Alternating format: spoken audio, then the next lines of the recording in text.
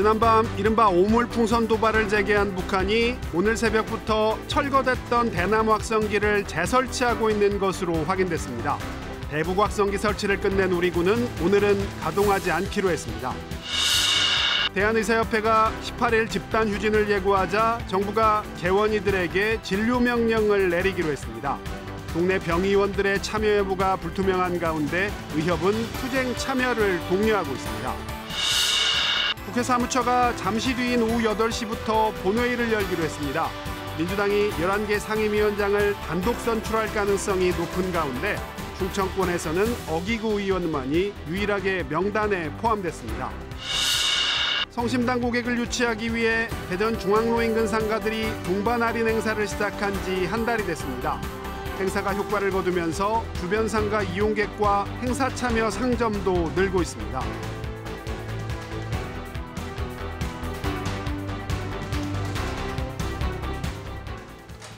여러분 안녕하십니까? 대전 세종 충남 7시 뉴스 시작합니다. 의대 증원에 반발해온 의료계가 결국 오는 18일 집단 휴진에 돌입하기로 했습니다. 동네 병의원의 실제 동참 여부는 불투명한 상황이지만 자칫 의료 대란으로 이어지지 않을까 우려가 커지고 있습니다. 먼저 조정아 기자가 보도합니다.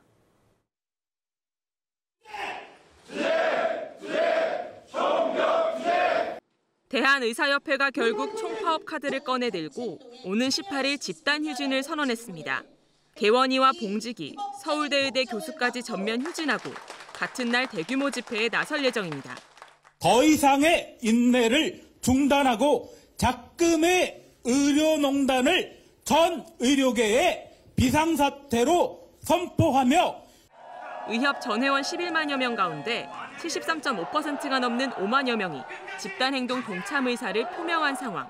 대전 등 지역의사회는 지역별 투표율이 파악되진 않지만 회원들의 투쟁 참여를 독려하고 있다고 밝혔습니다. 지역 대학병원과 의대 교수들 사이에서 아직까지 큰 움직임은 없는 것으로 알려졌습니다. 특히 개인 병원의 경우 휴진이 곧 수입 감소로 이어지는 만큼 실제 동참 여부가 관건이지만 개원이 참여율이 10% 남짓이었던 2020년 집단행동 당시와는 분위기가 사뭇 다르다고 의료계는 전해왔습니다. 그 당시에는 개업이 선생님들도 400명 늘린다고 해서 뭐 큰 문제는 없어. 다만 방식이 문제 아니냐 이런 의식을 갖고 있었는데 파업률이 되게 낮았었는데 이번에는 그게 아니라서 파업률이 얼마나 될지는. 환자들은 개인 병원의 동참 여부에 촉각을 세우며 불안감을 호소하고 있습니다. 당연히 불안하죠. 아픈데 빨리 병원에 와야 하는데 문 닫으면 어떻게 할까? 정부의 진료명령 발령 방침에 따라 대전시는 1,100여 곳의 의료기관에 사전 휴진 신고 명령을 문자 메시지 형태로 발송하고 휴진 동향을 주시하고 있습니다. KBS 뉴스 조정아입니다. 이처럼 의료계가 집단 휴진에 들어가는 걸 막기 위해 정부는 자치단체를 통해 개원이 진료 명령과 휴진 신고 명령을 내리기로 했습니다. 정부의 행정명령 방침에 의협은 초법적이고 부당한 행위라며 강하게 반발했습니다. 이어서 정혜주 기자입니다. 정부가 오는 18일 집단 휴진 계획을 밝힌 의사단체에 행정명령으로 대응하기로 했습니다. 정부는 중앙재난안전대책본부 논의를 거쳐 개원이에 대한 진료명령과 휴진신고명령을 발령하기로 했다고 밝혔습니다. 중대본 논의 결과에 따라 각 시도는 관할 의료기관에 오는 18일에 진료를 실시하라는 명령을 내리게 됩니다. 그럼에도 휴진하려는 의료기관은 13일까지 사전 신고를 해야 합니다. 정부는 집단 휴진을 선언한 대한의사협회를 대상으로는 공정거래법 위반 여부 등을 검토하겠다고 설명했습니다. 의료계 전체의 집단 진료 거부는 국민과 환자의 생명을 위협하는 절대 용납될 수 없는 행동입니다. 엄연한 불법적인 행위로서 정부는 18일 당일 진료 여부를 파악해 휴진율 30%를 넘으면 의료기관에 업무 개시 명령을 내리고 이행하지 않을 땐 행정처분 등에 들어가겠다고 했습니다. 정부의 행정명령 방침에 의협은 초법적이고 부당하다고 비판하며 강경투쟁을 이어가겠다고 밝혔습니다. 의대 교수단체에선 자신들도 의협 회원이라는 점을 강조하며 18일 휴진 방침을 따르겠다고 말했습니다. 의료계가 휴진 동참 의지를 거듭 강조하자 보건의료노조는 집단 휴진은 국민 여론에 역행하는 것이라며 강대강 대치를 멈추고 의료 현장을 지켜달라고 촉구했습니다. KBS 뉴스 정혜주입니다. 오늘 전국 대부분 지역의 낮 기온이 31도 안팎까지 올랐습니다. 특히 영남 일부 지역에는 올해 첫 폭염주의보가 내려졌는데 지난해보다 일주일 빠른 겁니다. 김세연 기상 전문 기자가 전해드립니다. 뜨거운 햇볕이 쏟아지는 광화문 광장. 시원한 물줄기에 아이도 강아지도 좀처럼 자리를 뜨지 못합니다.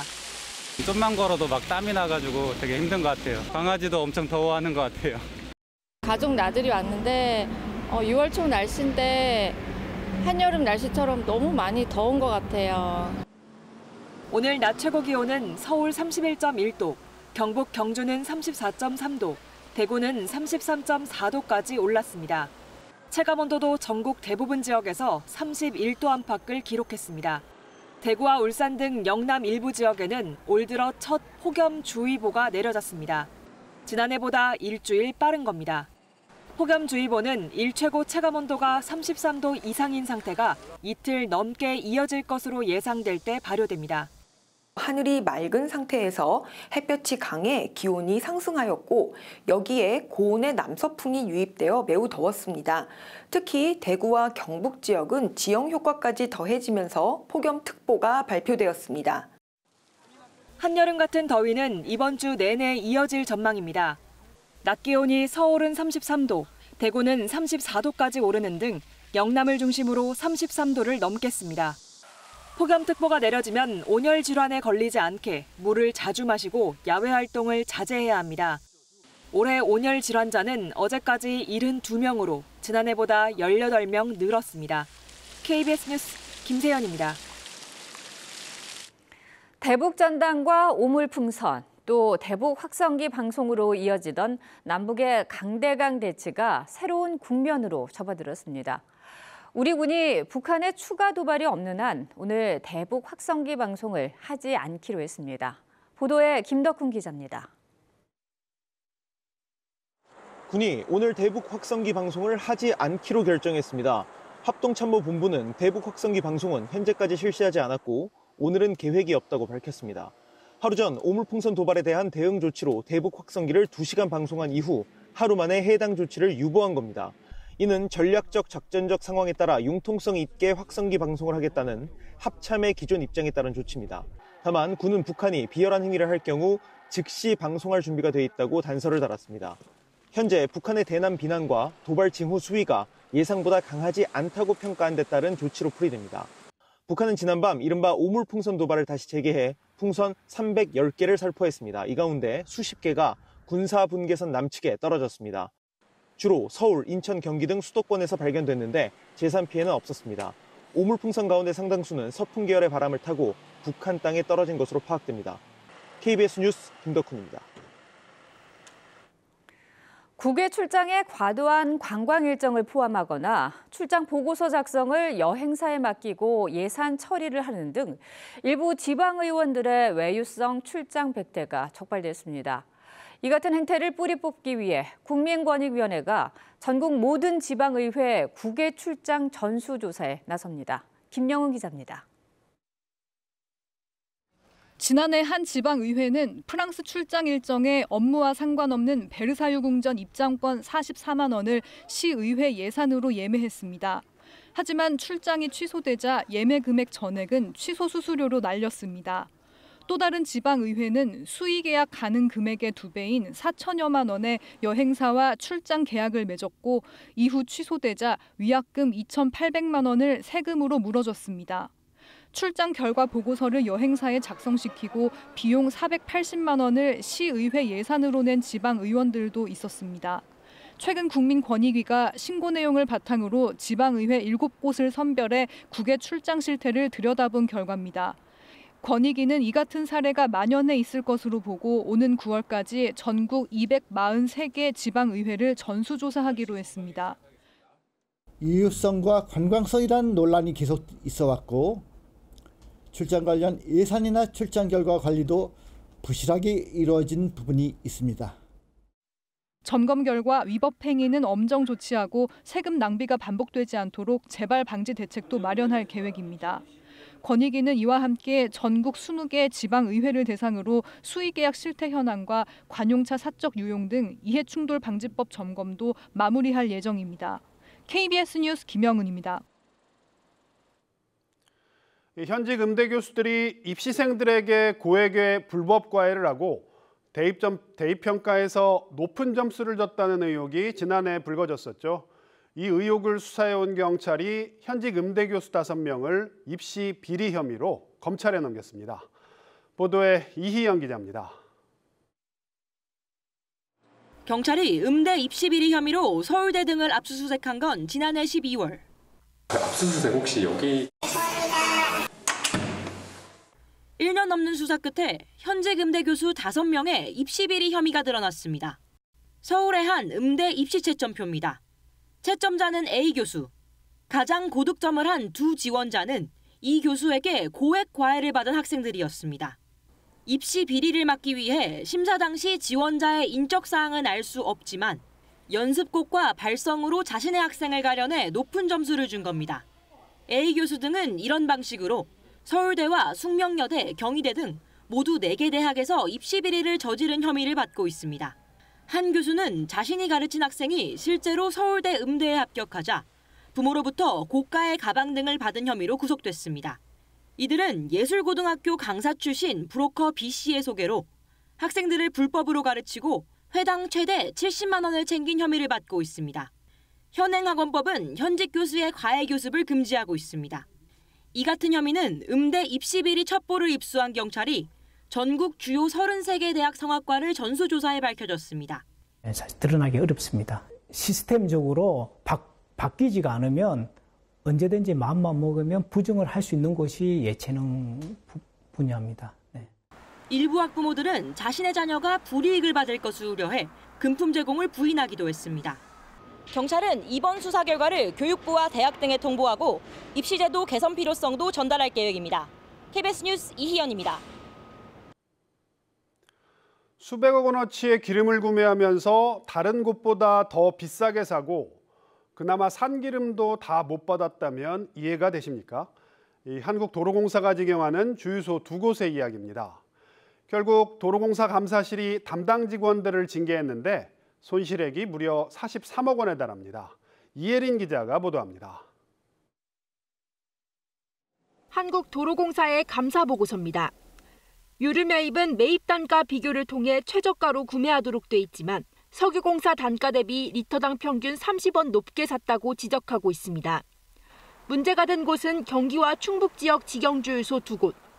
모두 같은 특정 업체에서 기름을 더 비싸게 샀는데 2021년부터 1년여 동안 11억 원이 넘는 손실을 끼쳤습니다. 유류 구매를 담당한 직원들은 단순한 실수라는 입장이지만 수상한 점은 더 있었습니다. 기름 거래는 선금을 주고 이뤄지는데 돈을 주고 기름을 다 받지도 못한 겁니다. 무려 32억 원어치입니다. 400억 원 넘는 규모의 유류 공급 거래를 하면서 계약서는 남기지도 않았고 단가와 납품 물량은 구두로만 협의했습니다. 유류 구매를 담당한 직원 4명은 지난 1월 징계를 받았습니다. 한국도로공사는 공급받지 못한 기름에 대한 대금 반환을 위한 소송을 진행하고 있습니다. 한국도로공사는 기름을 공급받지 못했다며 해당 업체를 사기죄로 경찰에 고발했지만 불송치 결정됐고 현재는 대금 반환을 위한 소송이 진행 중입니다. KBS 뉴스 이혜린입니다. 연간 방문객이 1,000만 명에 달하는 성심당 고객을 유치하기 위해 인근 상가들이 동반 할인 행사를 시작했다는 소식 얼마 전 전해드렸죠. 그런데 한 달여 만에 성과가 나타나면서 참여 상점이 크게 늘고 혜택을 늘리는 행사도 준비 중이라고 합니다.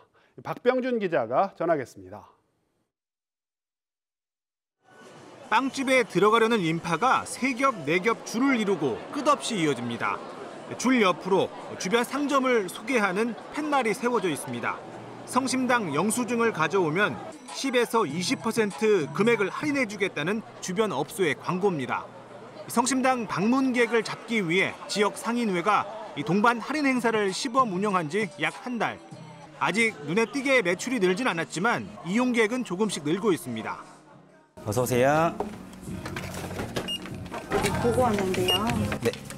네, 18,700원인데 성심당 이거 할인하셔갖고 16,800원이세요. 좀 고무적인데 조금 더 이제 뭐 홍보가 더 되고 하면은 더 뭐 큰 효과를 더 이룰 수 있을 것 같습니다. 행사에 참여하겠다는 상점도 한 달 새 40여 곳에서 70여 곳으로 배 가까이 늘었습니다. 상인회는 유동 인구를 더 잡기 위해 스탬프 투어 등 추가 행사도 준비 중입니다. 이번엔 성심당에서도 도움을 줄 예정입니다. 투어를 하고 스탬프를 찍어오면은 성심당에서 소정의 상품을 주고 이제 이렇게 해서 다음 버전은 이제 7월 달부터. 지자체도 상점과 지도 제작을 지원하기로 했습니다. 성심당이 이미 전국적으로 유명하기 때문에 저희 중구 원도심 은행동 상권을 알릴 수 있는 최적의 기회라고 지금 생각하고 있습니다. 전국적 명성의 지역 빵집과 지역 상인들이 진행 중인 이 상생 실험이 어떤 결과를 낼지 주목됩니다. KBS 뉴스 박병준입니다.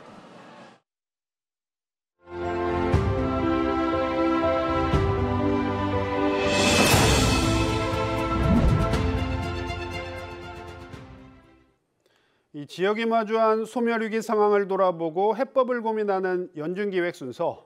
오늘은 가파른 인구 증가세를 보이고 있는 계룡시 상황을 살펴보겠습니다. 최근 청양군의 인구 3만 명 선이 붕괴되는 등 충남의 인구 감소가 가속화되고 있는 상황에서 계룡시는 지난해 5%에 가까운 인구 증가율을 보였는데요. 그 비결에 관심이 쏠리고 있습니다. 보도에 박혜평 기자입니다. 횟집을 운영하는 최옥 씨는 2022년 결혼과 함께 계룡시에 자리를 잡았습니다. 대전과 가까우면서도 신도시의 깔끔한 주거 환경, 적정한 상권 규모 등이 신혼 살림을 꾸리기에 적절한 곳이라고 판단했습니다. 그 사이 돌을 앞둔 아이가 생겼고 결혼 지원금 500만 원과 전입 지원금, 육아 지원금을 받았습니다. 정착 지원금이나 이제 결혼 지원금 이제 그런 것들은 이제 생각했던 거 이상으로 많이 받았고요. 그리고 이제 뭐 보육 시설이나 이제 어린이집 그리고 뭐 유아들이 이제 좀 어울러져서 놀 수 있는 것도 좀 충분히 많고. 지난해 말 기준 계룡시 인구는 46,667명으로 1년 만에 5%에 가까운 2,192명이 늘었습니다. 충남에서 인구 증가율 2, 3위인 아산과 천안시가 0.9%대로 무려 5배에 달하고 전국 지자체 중 5위입니다. 2022년 신혼부부 유입을 위해 결혼지원금 500만 원을 신설했고 혼인신고 후 1년 이내 전입해도 지원금을 지급하고 있습니다. 미성년자 비율도 전체 인구의 21.2%, 반면 65세 이상 고령 인구는 13.4%로 충남은 물론 전국에서도 젊은 도시에 속합니다. 여기에 지속적인 택지 개발로 당분간 인구 유입이 이어질 것으로 예측되는데 국방산업을 통한 일자리 창출로 증가세를 이어가겠다는 구상입니다.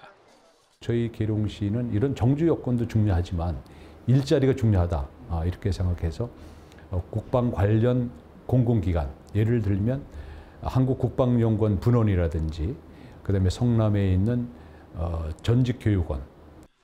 계룡시는 2026년 충청권 광역철도가 개통되면 대전과의 접근성이 더욱 좋아져 인구 7만의 자족도시로 성장할 수 있을 것으로 기대하고 있습니다. KBS 뉴스 박혜평입니다. 앞서 계룡시의 사례 보셨습니다만 이 계룡과 몇몇 시군을 제외한 충청권의 인구 감소 속도 역시 이 지방 소멸을 우려할 만큼 심각한 상황인데요. 인구 감소를 늦추려면 어떤 대책이 필요한지 충남대 도시자치융합학과 최진혁 교수와 이야기 나눠보겠습니다. 교수님 어서 오십시오. 네, 안녕하세요. 네, 반갑습니다. 네. 먼저 계룡시 얘기부터 좀 해볼게요. 네. 뭐 아직 인구 5만은 안 됐지만 이번에 보니까 충청권에서 1위, 네. 전국적으로도 5위를 차지할 만큼 인구 증가가 눈에 띄거든요. 네. 계룡이 이렇게 좀 인구가 느는 이유, 배경이 뭐라고 보십니까? 네, 뭐 나름대로 이제 8기 민선 자치가 시작되면서 네. 시장님하고 뭐 의회 의원님들 또 공직자분들이 많은 고민 속에서 네. 제가 보기에는 인구정책위원회를 두어서 네. 인구 증가 정책 조례라든지 이런 부분들이 과감하게 실시하면서 네. 네. 거기에 따라서 이제 뭐 인구 유입 정책으로서 네. 젊은 미혼 남녀에게 좀 더 기회를 더 줄 수 있는 네. 그런 조건들을 완화시켜 나가고 네. 더 나아가서는 이제 결혼하신 분들이 1년이 지났다 하더라도 계룡시에 들어오는 그러한 상황 속에서 충분히 지원금을 들여서 네.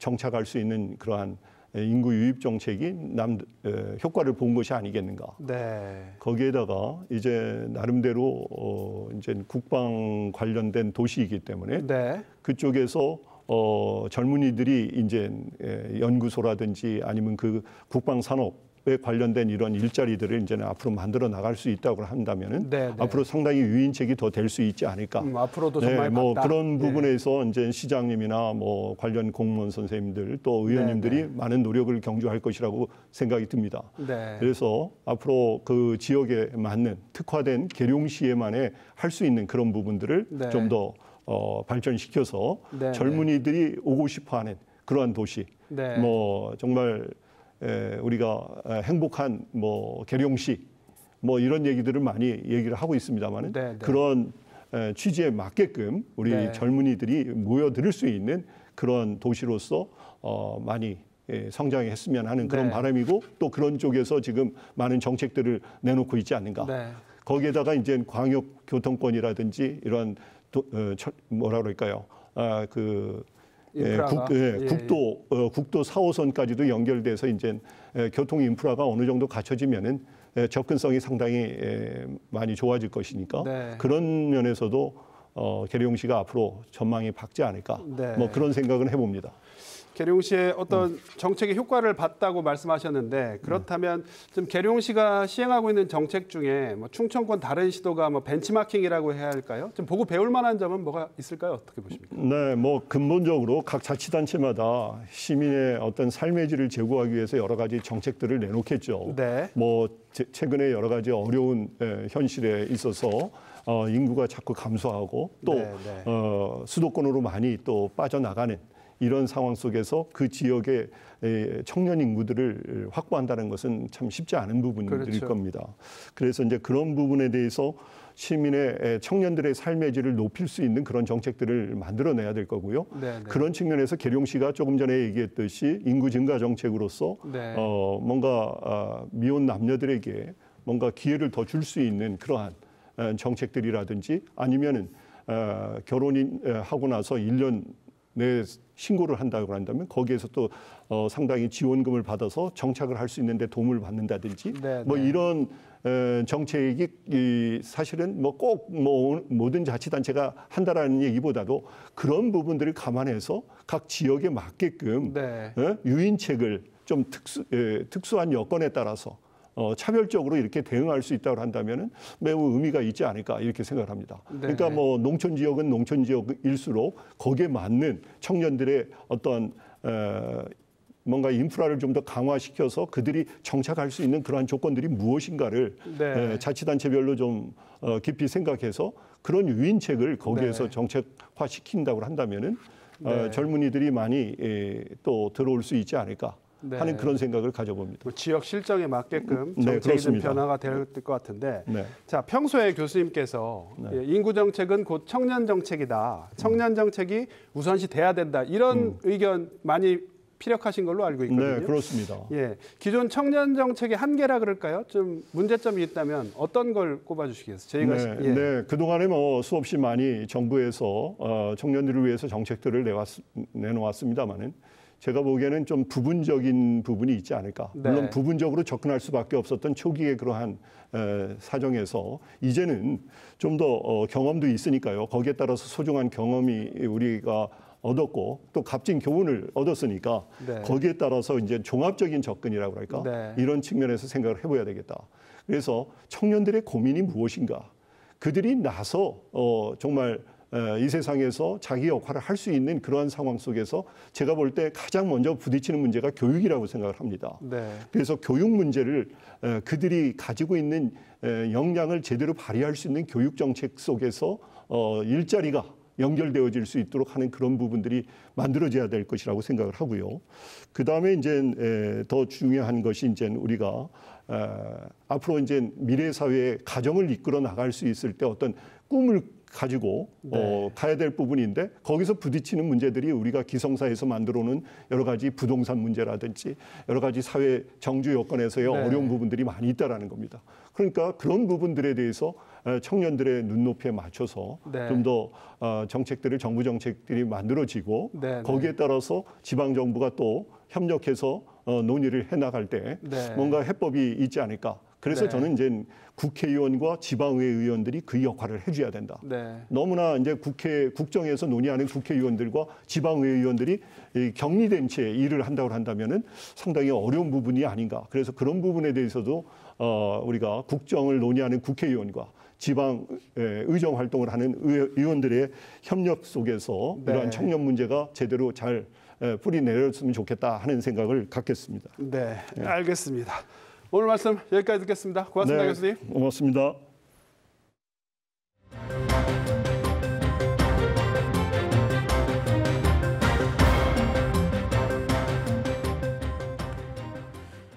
다음 소식입니다. 더불어민주당이 11개 국회 상임위원장 선출안에 대한 단독 처리를 앞두고 있습니다.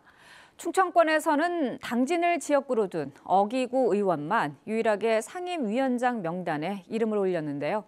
나머지 상임위원장에 대한 막판 여야 협상이 남아있지만 충청권 입지 확대가 쉽지 않아 보입니다. 성용희 기자입니다. 더불어민주당이 법사위 등 11개 상임위원장 단독 선출을 앞둔 가운데 충청권에서는 당진이 지역구인 어기구 의원이 유일하게 농해수 위원장으로 명단에 포함됐습니다. 충청권은 지난 4월 총선 3선 의원을 다수 배출하며 상임위원장 선출에 기대를 모았지만 지난 국회 활약에도 미치지 못하는 모양새입니다. 21대 국회 전반기 충청권에서는 김태흠 의원을 비롯해 3명이 상임위원장으로 선출됐습니다. 여기에 대전 서구갑 박병석 의원이 국회의장, 공주 출신 김상희 정진석 의원이 부의장을 맡아 의장단이 모두 충청권 출신으로 꾸려졌습니다. 다만 이번 국회에서 민주당이 나머지 7개 상임위원장을 모두 맡는 방안도 검토 중이어서 충청권 상임위원장이 추가로 나올 가능성이 있습니다. 국민의힘에서는 성일종 의원이 3선 고지에 올랐지만 당 사무총장을 맡고 있어 후반기 상임위원장 가능성이 큽니다. 상임위 전체 회의를 개최하고 지역 현안 해결과 예산 확보 등에서 힘을 발휘할 수 있어 국회의 꽃으로도 불리는 상임위원장. 이번 선출은 지역 안배보다는 총선 민심 반영에 방점을 뒀다는 분석이 나옵니다. 전투력이 높은 위원들 중심으로 상임위원장을 배분했기 때문에 대전 충청권 출신의 국회의원들이 활약을 할 수 있는 것은 후반기 정도로 예상됩니다. 한편 대전 세종 충남 민주당 초재선 의원 12명 중 강준현 문진석 의원이 정무위와 국토교통위 간사를 맡게 됐고 인기 상임위로 꼽히는 국토교통위에는 가장 많은 3명이 배치됐습니다. KBS 뉴스 성용입니다. 네, 난항을 겪고 있는 국회 원구성 협상. 여야가 막판 협상에 돌입한 가운데 곧 본회의가 열릴 것으로 보이는데요. 이 극한의 대치 상황이 어떻게 마무리될지 또 지역 정치권의 역할은 어떠할지 오늘 이야기 나눠보겠습니다. 당국대 정책경영대학원의 이희성 교수 나오셨습니다. 교수님 어서 오십시오. 네, 안녕하세요. 네, 자 22대 국회가 헌정사상 처음으로 야당 단독으로 개원한 데 이어서 이 원구성 역시 이 법정 시한을 넘겼습니다. 예. 역대 최악의 국회로 평가받는 21대. 네. 그때 원구성이 47일 걸렸었거든요. 그렇습니다. 그렇다면은 이제 곧 본회의가 열릴 것으로 보이는데 네. 얼마나 걸릴지 또 어떻게 전망하고 계신지요? 총선 이후에 이제 그 야당이 대승을 거두고 현 정부에 대한 심판론이 작동이 됐잖아요. 네. 그 후에 어느 정도 이제 정치의 복원에 대해서 좀 기대를 한 것도 사실이었지만 지금 특검과 거부권이 충돌하면서 오히려 지금 여야가 극단적인 대치 상황으로 계속 치닫는 것 같습니다. 그런 측면에서 이번 원구성과 관련된 그런 실타래가 풀리기 굉장히 어렵고요. 지난번 47일, 제 생각은 좀 더 걸리지 않을까 이런 생각이 좀 듭니다. 그렇게 특별하게 보시는 이유가 있으실까요? 지금 뭐 오늘까지 이제 그 법정 시한을 넘겨가면서 물론 7일까지였습니다만은 오늘까지 이제 지금 국회의장께서 무언가 지금 돌파구를 만들어 보려고 하지 않습니까? 특히 여야 원내대표들의 좀 어떤 소통 테이블도 만들려고 그랬는데 근데 이제 그런 것들이 물 건너가면서 오늘 일단은 민주당에서 제출한 11개 상임위원장에 대한 부분부터 좀 처리를 하겠다는 거 아닙니까?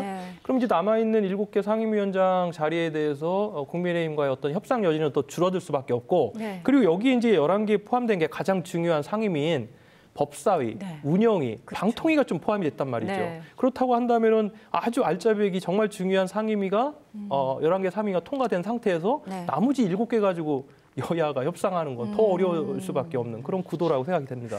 그렇습니다. 이 다수의 삼선 의원을 배출하면서 충청권 의원들 중에서 주요 상임위에 선출될 거라는 기대감이 사실 있었거든요. 그리고 저희가 이 총선이 끝나고 나서 이제 얘기를 했을 때 상임위에 나름대로 각각의 그 포부가 있으셨거든요. 근데 현재 보니까 당진이 지역구인 어기구 의원만이 유일하게 농해수 위원장 후보에 이름을 올렸습니다. 22대 국회에서 아까 말씀하신 11개 상임위 외에도 만약에 7개도 7개도 민주당이 가지고 오게 되면은 우리 지역 역할이 좀 달라질 수 있을까요? 아무래도 이제 민주당 삼선 의원들이 좀 많이 있잖아요. 지금 어기구 의원 같은 경우는 좀 농해수 위원장으로 일단은 명단이 제출됐기 때문에 통과가 되면 상임위원장의 역할을 할 수 있겠고 나머지 이제 그때 우리가 3선의 조승래 의원이라든가 3선의 또 강훈식 의원, 또 4선의 박범계 의원 등이 어떻게 보면 상임위원장의 유력 후보군으로 거론됐는데 다 민주당입니다. 그렇기 때문에 남아있는 7개 상임위가 민주당으로 갈 시에 좀 더 상임위원장으로 갈 수 있는 좀 폭이 넓어진다. 이런 측면이 있고요. 그러나 이제 충청권 전체로 볼 때는 지금 3선의 성일종 의원이 지금 국민의힘의 그 사무총장을 맡고 있지 않습니까? 그런 부분에서 상임위원장은 아니지만 사무총장으로서의 지역의 예산 확보라든가 현안 해결에 있어서 좀 더 기능을 해줄 그런 어떤 개연성도 있습니다. 네, 자 오늘 저녁 8시 이후에나 이 결과가 나올 것으로 보이는데 또 이 결과가 나오고 난 다음에 또 저희가 상황을 또 예측해봐야 될 것 같습니다. 오늘 말씀 고맙습니다. 네, 감사합니다.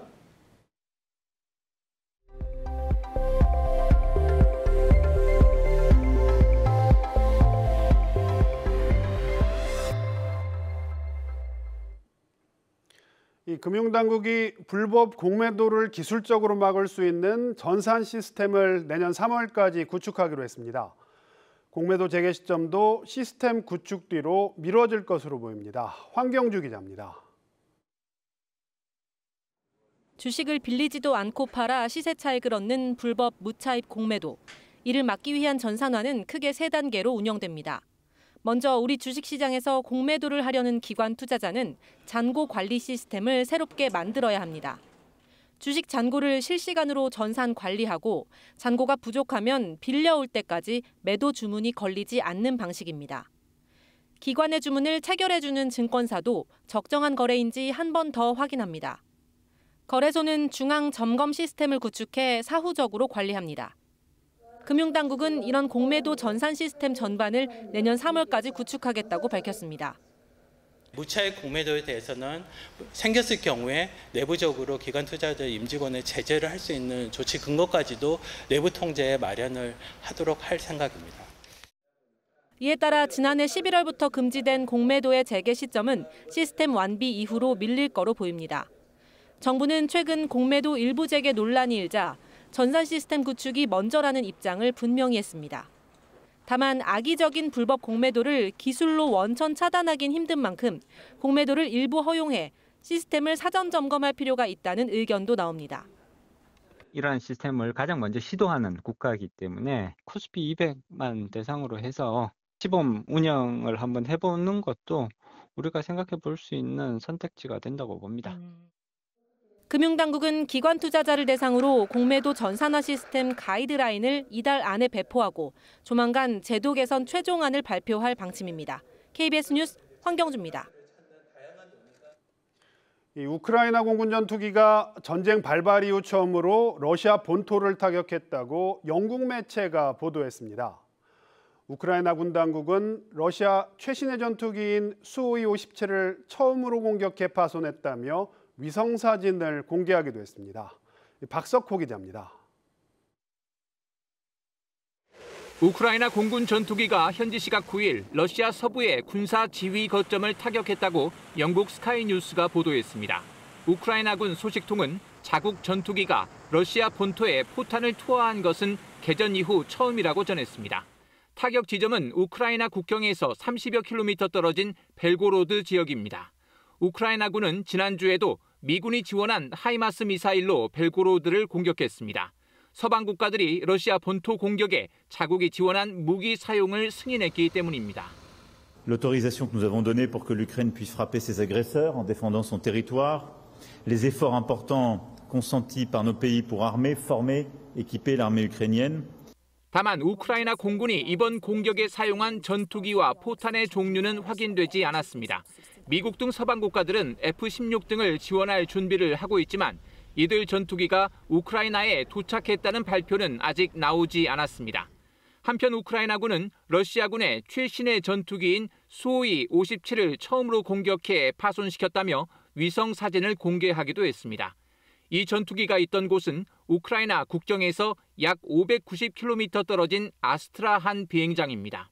이번 공격은 장거리 드론을 이용한 것으로 추정되지만 우크라이나군은 구체적인 공격 수단은 공개하지 않았습니다. KBS 뉴스 박석호입니다. 오늘 오전 11시 10분쯤 서산시 고북면 신송리 29번 국도 날새교차로 인근에서 주행 중인 승용차가 차선 도색공사 차량을 들이받는 사고가 났습니다. 이 사고로 승용차를 몰던 60대 남성이 그 자리에서 숨졌고 차량 2대가 크게 파손되는 피해가 났습니다. 경찰은 공사 현장 관계자 등을 상대로 정확한 사고 경위를 조사하고 있습니다.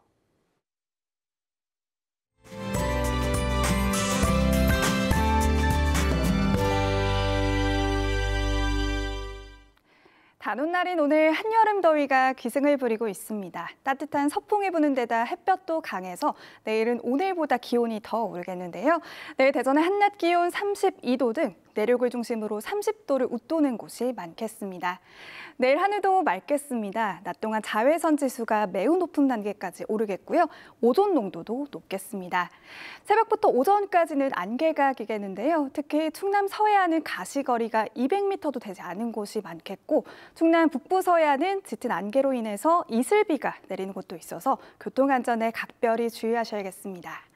자세한 지역별 내일 기온 보겠습니다. 아침 기온 금산이 17도, 세종 19도에서 출발하고요. 한낮에는 논산이 30도, 공주와 세종 31도까지 오르겠습니다. 충남 북부 지역의 아침 기온은 천안이 17도, 한낮 기온은 당진이 30도, 아산 31도를 보이겠습니다. 충남 남부 지역의 아침 기온은 서천이 18도에서 출발해 한낮에는 부여가 30도까지 오르겠습니다. 바다 함결은 서해중부 먼바다에서 1.5m까지 일겠고 해상 곳곳에 안개가 매우 짙게 끼겠습니다. 당분간 대체로 맑겠고요. 더위의 기세는 더 강해지겠습니다. 지금까지 날씨였습니다. 네, 오늘 준비한 소식은 여기까지입니다. 7시 뉴스 마칩니다. 시청해주신 여러분 고맙습니다.